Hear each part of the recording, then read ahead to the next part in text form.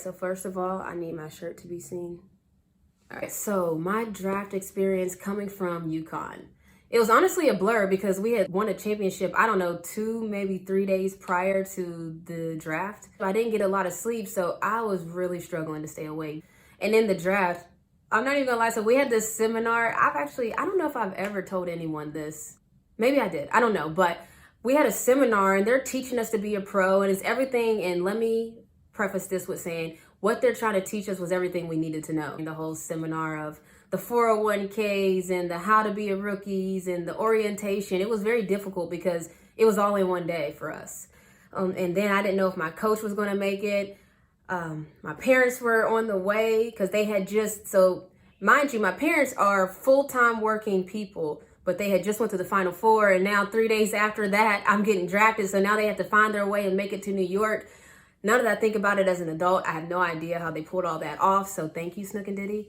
And then the actual draft experience when I was there, Coach Ariema, he ended up being able to come. That was pretty cool because obviously he's a rock star. So now my table is complete. You know, I got my parents, I got Coach Ariema. So I'm feeling really good about myself, although I have no idea where I'm going to go. The first pick went by Angel McCoughtry. The second pick went by Marissa Coleman.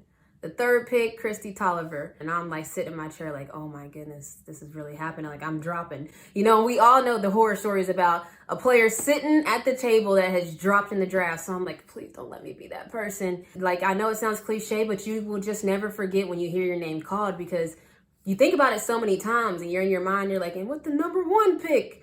The Atlanta Dream select Renee Montgomery. And then, you know, you're going through all the different scenarios. And so it goes to the number 4 pick, the Minnesota Lynx. I was nervous. I finally hear my name called and it's like this moment where everything slowed down. And it was just like, oh.